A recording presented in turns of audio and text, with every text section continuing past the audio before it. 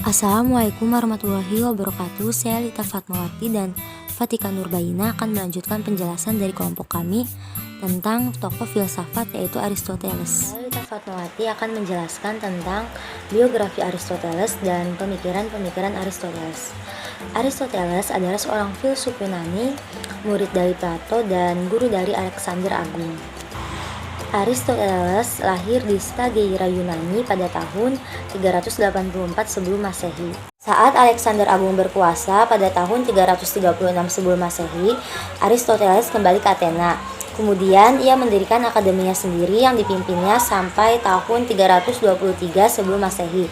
Aristoteles juga menekankan empirisme untuk menekankan ilmu pengetahuan. Selanjutnya, pemikiran Aristoteles. Filsafat Aristoteles berkembang dalam 3 tahapan. Yang pertama, ketika dia masih belajar di Akademi Plato, dan ketika ia mengungsi, dan pada waktu ia memimpin akademinya sendiri. Logika Aristoteles adalah suatu sistem berpikir deduktif yang sampai saat ini dianggap dasar dari setiap pelajaran tentang logika formal.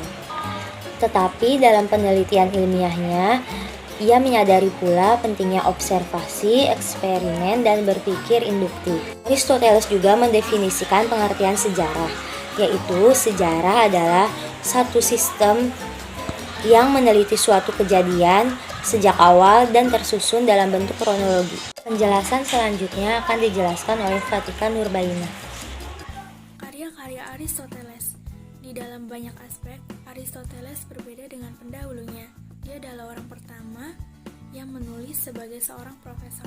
Tulisannya mengenai sifat, lingkungan, dan misi kehidupan yang ia beri nama filsafat atau prot-filosofia yang kemudian diberi judul metafisika pada publikasi pertama dan penerbitan karya-karyanya.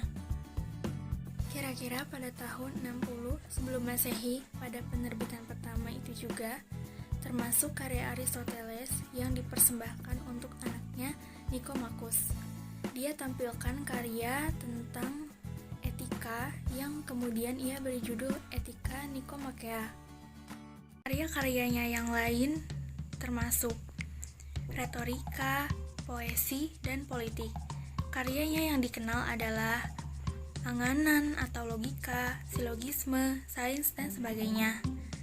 Dari karya-karyanya dapat diketahui pandangan dia mengenai beberapa persoalan filsafat. Pengaruh pemikiran Aristoteles. Pengaruh pemikiran Aristoteles, meskipun sebagian besar dari ilmu pengetahuan yang dikembangkannya terasa lebih merupakan penjelasan dari hal-hal yang masuk akal. Bahkan teori-teori yang bertahan selama hampir 2000 tahun lamanya. Penyelarasan pemikiran Aristoteles dengan teologi Kristiani dilakukan oleh Santo Thomas Aquinas pada abad ke-13. Dengan teologi Yahudi dilakukan oleh Maimonides pada tahun 1135 sampai 1204. Dan dengan teologi Islam dilakukan oleh Ibnu Rushd pada tahun 1126 sampai 1198.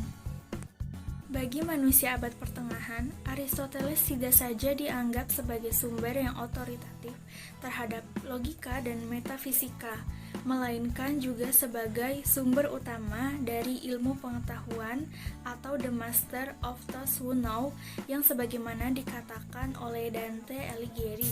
Sekian presentasi dari kelompok kami. Mohon maaf bila ada kesalahan. Wassalamualaikum warahmatullahi wabarakatuh.